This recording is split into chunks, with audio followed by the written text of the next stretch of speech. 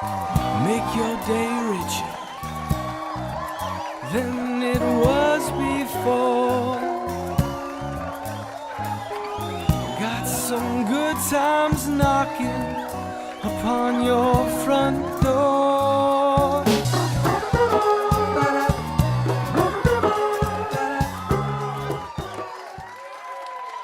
Well, hello everyone, welcome to Make Your Day Richer. It's Friday, and I'm over here on this screen, trying to get our public on Facebook so people can watch. Facebook makes it very difficult to get people to watch the show, but I think we've got it now, so let me get rid of that. We're also on TikTok right now. So the people on TikTok are watching me talking to you, but they can't hear when we talk to the guest. So there's that. But it's fun. And so we'll see. Maybe people will talk to us and we'll talk to them. So if you're out there, you have questions about how to do a live show, now's the time. Okay? Okay. Hi, welcome. This is episode 224. It is Friday. And if you're an avid watcher, listener of the show, you may be thinking, where has Richard been all week? I saw him on Monday, but I didn't see him Tuesday, Wednesday, and Thursday. And that is because we had some oopsies and we had to cancel 3 shows. And this was a week of testing my patience because a lot happened and then a lot didn't happen. And then I realized, I took a moment, I meditated, and then I also actually did an interview with Lisbeth Meredith for her podcast. And we were talking about guests not showing up and the complications, and this is a live show and all of that fun stuff. And so I realized, like, it's okay. We'll just try again tomorrow. Usually I would panic and I would pull together another interview that was pre-recorded and update the graphics and do this and do that and do all the things and then be mad that it didn't go how I needed it to go. Because I like to run this show like it's a real daytime talk show on, NBC at 10 a.m. And that's not how it worked. So I've been like, all right, let's move on to the next one. And then that was Tuesday. And then Wednesday happened. And I was like, all right, I guess we have to move on to the next one. Like, okay. And then Wednesday happened and Thursday happened. And I was like, all right, great. But we're here on Friday. And probably the only reason we're here is because Jim Cooper, we recorded his interview already. So there's that. But I'm here and I'm live. So that's what's fun. Okay, who's on? Who do we have here on TikTok? Some people watching. Hi, everyone. Anybody want to join the show? Come on, go watch.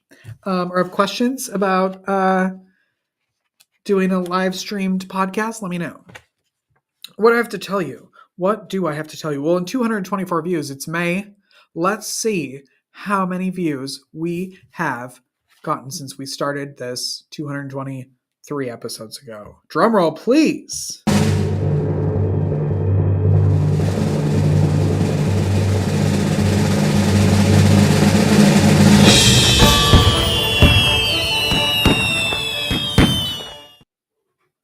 That is 342,360.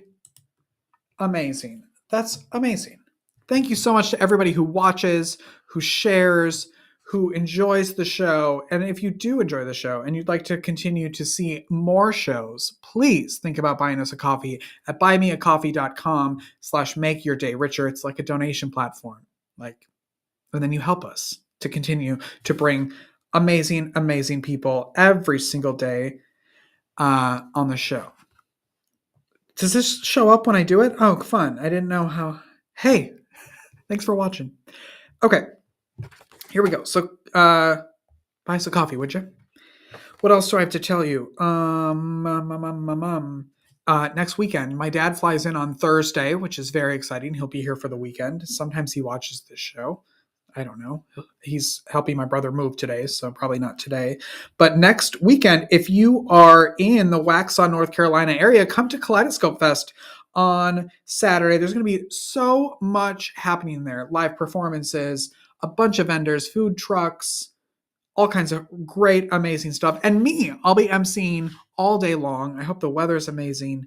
And it should be a really, really fun day of cultural art all day long. So if you're around next Saturday around Waxhaw, North Carolina, come check us out at the downtown park.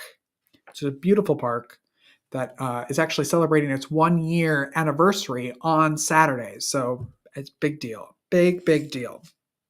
Outside of this show, I help other podcasts and live streams make their stuff. I edit, I produce, I do all kinds of fun stuff. And Introspection, which we were supposed to show like 6 days ago, has a new episode out this week.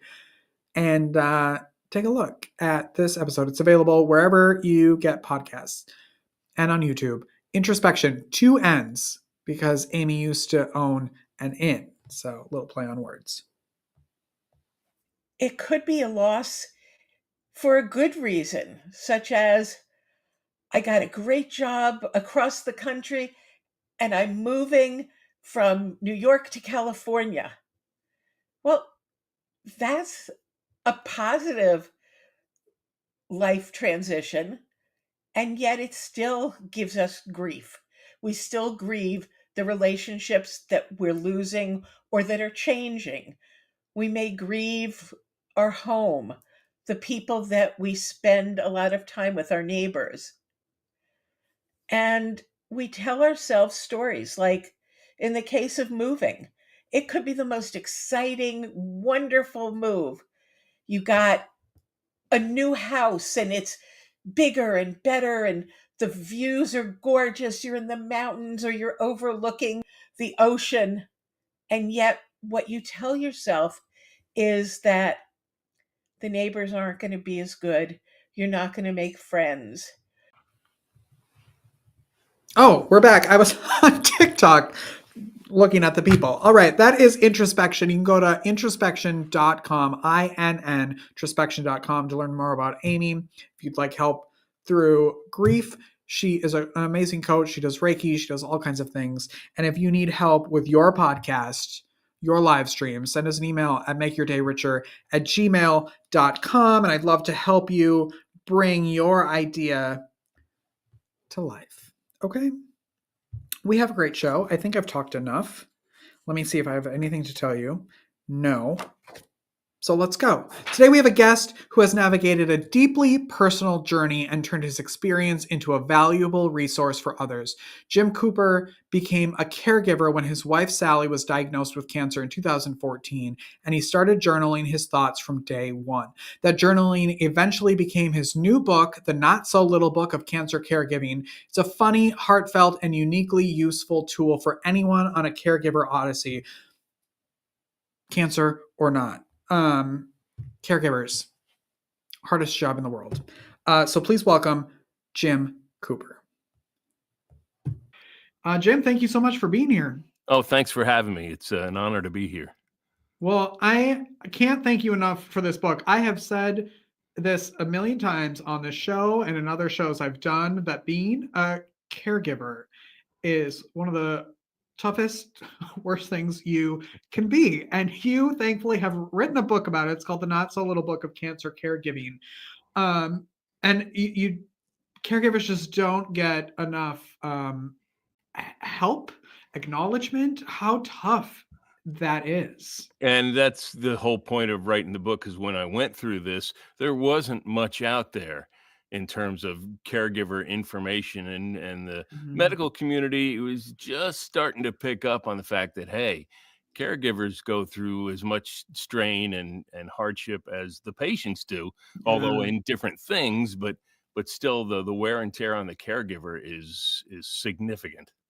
Yes. How far into being a caregiver were you like, oh, this is no joke. This is tough. Was it right away, or was it at first like you weren't even paying attention? Because it's all kind of a blur, I'm sure. You know, at first, when we were going through the diagnostic phase, I was in complete denial. I was like, don't even talk to me about cancer, because I'm not even going to pay any attention to it. It's not part of my purview right now, because it was just way too frightening to think about. And so we were in the diagnostic phase for about 4 or 5 months until we finally got the final word. It's like, oh, you have cancer. And at that second, everything changes. Yeah. Your life is completely different from when you knew it, and that was probably the most frightening part, was that first few hours of after getting the diagnosis. Once we got into treatment, we got so lucky, and I'm so have so much gratitude for the luck that we have, because it could have gone any one of a number of different ways, but everything just seemed to go right, and we had the right people, we were in the Mm. right place at the right time, and it sort of became almost a new routine. I mean, I call it the new normal, which I've told to a lot of people. It's like, this is your new normal. You've got to put Mhm. cancer in everything else that you had listed as part of your life. So I think the upfront part of, until we found out, was the toughest part for me. That was the scariest part. And once we had a plan in place and knew what we were dealing with, then I felt a little bit more relaxed. Not great, but more relaxed. Yeah. Why do you think it is so difficult for caregivers? Two reasons. One, you're completely helpless. Mhm. You're watching, a loved one or a child or a parent or something like that go through this. And if everything goes well, there's really not that much to see. I mean, they get the drugs, and there's side effects to the drugs, but you as the caregiver are just sitting by the sidelines and making sure everything is good to the extent that you can do that. I mean, you're not a medical person, so you can't make those judgments, but I can remember sitting with my wife while she was going through treatment, and the single biggest thing, thankfully, that we had to battle was boredom.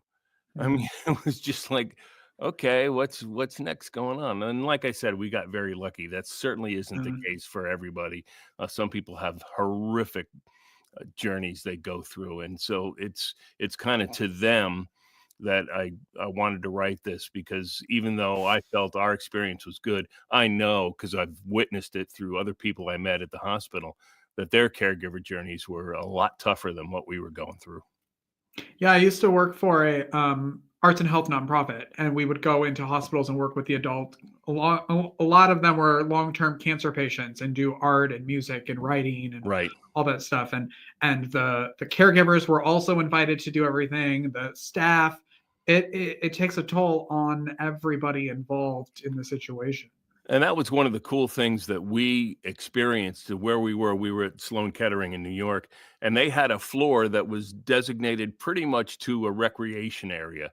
Mhm. And patients and caregivers could go up and you could sit and read, you could listen to some music, you could draw, you could do arts and crafts. And they had little, programs there that people would come in and, help you do painting and arts and crafts. And it was really good to see people. And you go in and there's wheelchairs with the big stands and the IV drip bags, and this is what it is. This is the Yeah. new normal, where maybe as little as 15, 20 years ago, if I walked into a room and saw that, I would just turn around and walk out. I'd be scared to death. But this is Mhm. what normal is now, and which leads into the other thing that shocked me about this whole thing is the number of people that need this treatment. It was mind blowing to me. I had no Mhm. concept of the volume that was going on. So the volume of caregivers also had to be increasing at the same time. Yeah, I mean, when you're going through something like that, you're stuck in that room. You feel like you're the only one stuck in that room. And then if you're able to leave the room, so many cancer patients aren't even able to leave their room, Right, especially during things like like it was awful. And then you leave your room and you go to the arts and crafts area and you see other people with stories similar to you. right. And then you get your family members in there who are also like, oh my God, like Yeah. we're not, it's awful. Can you tell everybody what they can expect from your book, The Not So Little Book of Cancer Caregiving? The point of the book is to just give you the benefit of my experience, what I experienced during my journey. And I put it together in terms of, there's like 21, 22 tips, I call them caregiver tips, of things you can expect and how I dealt with them and how other caregivers have dealt Mm, with them. Because I've talked to a lot of different caregivers about all this. And, things like, how do you handle fear? and the fact that the patient's going to have bad days and you as the caregiver are going to have bad days. Here's how I handled that, don't shy away from conversations about money or death, because that is still a big part of this in a lot Mhm. of cases, and what do you expect from the nurses, who are all just out of their mind. Nurses are just crazy people, but I love them so much.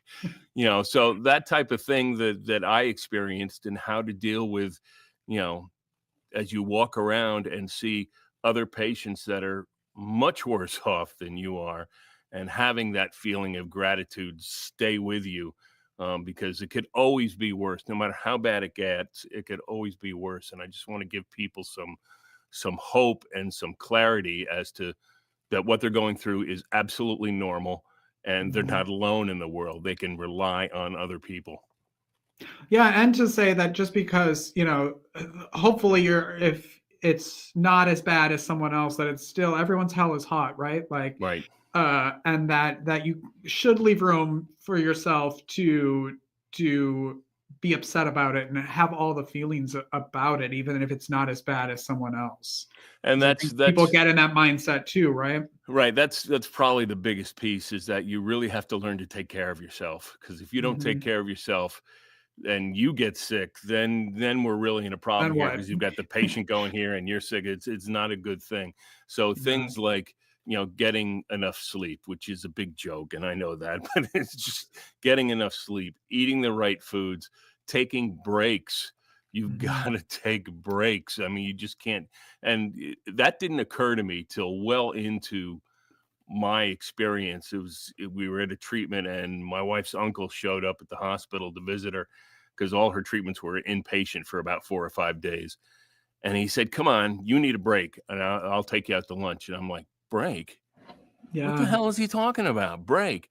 But once we were out, I was like, "Oh, yeah, this is what it's like to eat off plates and not out of Mhm. styrofoam clamshell boxes." So, that was kind of my first instance of, you've got to take breaks and take care of yourself, because without that, you're just going to crash and burn. Would you? I mean, I've never gone through. I've been the son of Hmm. people going through cancer, but I've never been a caretaker. For me, what I've seen working with cancer patients is and caregivers is like that's would be my main advice is like go home and take a nap. Like Yep. it's okay. It's okay. So many people are tied to their loved one's bedpost because they Right. feel like they cannot leave in case something happens. And the one of the predominant feelings that shows up, and I've heard it from a number of different caregivers, is you start feeling guilty. If you walk Mm, away, those guilt feelings come up. Oh, I should be there. And it's like, no, mhm, everyone feels that way, but you still have to take care of yourself. There was one point, and my wife had brain cancer, and there was one point early in the treatment where she still wasn't thinking all that clearly, and a lot of her motor skills were not good. So I fortunately, her sister lived 10 minutes away, and I would call her and say, "Can you come sit with her for an hour? I just have mm, to get out of here." And I mm. would go out and get a soda or drive around or walk around or do whatever it has to be. And that just is enough to recharge the batteries and help you to keep going. I know you're a very creative person. Speaking of voiceovers and audiobooks, you're a voiceover actor, podcast host, which I want to talk about as well. Did you use any of the arts, your creativity to get through this part of your life? That's a great question. Um, some of the breaks that I took, I made a point of using some of those skills. For example, I'm also a drummer, and I was playing with a band at that time. And there was one gig that came up, and we were at the point where we were stuck in the hospital. We just couldn't break free. But I said, "Look, I'm going to go away for 36 hours. Going to do this gig, and then I'll be back." And my wife, God bless her, was like, "Sure, just go, just do." And to be able to go out and play the gig and see some friends and make some music, it was such a creative burst that it was Mm. just so healing to me, that I'm forever grateful that my wife was like, "Yeah, just go and do it." Yeah. And sometimes they might even be sick of you being in the room too. And they Exactly. might That was need a the other break. thought that I Yeah. just was like, please get out of my face and Yeah. just go do Yeah. it. I was in the hospital once for almost a month, not with cancer, but at some point I was like, I can't, I just need like 10 minutes Right. to be alone. So it's Exactly. okay to walk out of the room. I promise. I want Absolutely. to, yeah, yeah. I want to talk about your podcast, the Hydra podcast. Tell everybody about that and when it comes out and what it's about. It comes out once a week. Right now, I seem to be in a mode where I'm talking to authors more than anybody else. It started out just talking to voiceover people, and the whole point of the podcast was to have some fun. I didn't want to do the same thing everyone else was doing. And I don't know if you've ever seen James Lipton's Inside the Actors Studio, where he talked and then asked like 10 bizarre questions at the end. I thought, let's just do that. Let's just do those questions. And it's kind of grown since then into, going into a little bit more of who these people are and what they do. But I still ask bizarre questions at the end.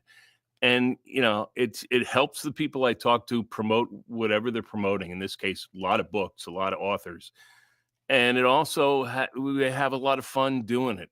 And I've had more and more guests say, this is the most fun I've ever had on a podcast. So it's just like, it comes out once a week. And I've met so many cool people. And we've kind of kept in touch even after the podcast, because we just kind of clicked. And that's as much fun to me as anything else is. Yeah. Yeah. What do you love most about your life right now? The fact that everyone in my family is healthy and well. I mean, my wife is coming up on 10 years clear from cancer. My kids are healthy. My grandkids are healthy and growing like weeds. And, that's just if everyone's healthy and well, everything else is just kind of icing on the cake, because that's the most critical thing, to make sure everyone's in good shape. Yeah, I love that answer. That's amazing.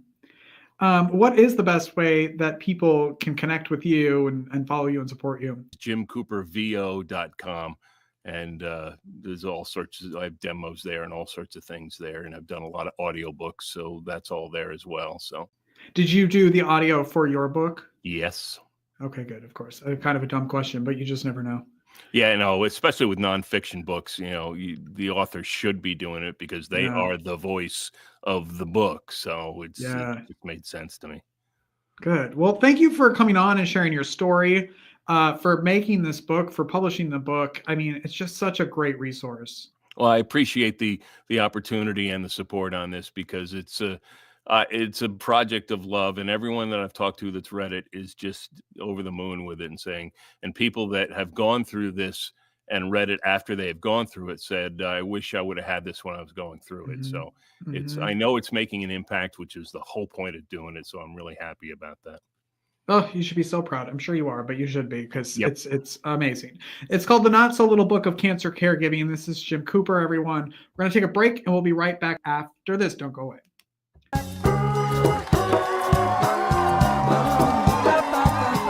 Life is difficult. Are you feeling overwhelmed or like you could use a little support for your mental well-being? Visit the Help Hub. It's the most comprehensive and inclusive free online destination for mental health resources, helpful tools, crisis hotlines, and supportive content. Just go to thehelphub.co to find the resources you need when you need them most. Unlike other resource pages, the Help Hub is divided into 16 different categories, ensuring that everyone in every community has access to the resources and support that matches their unique needs. Find the help you're looking for at thehelphub.co.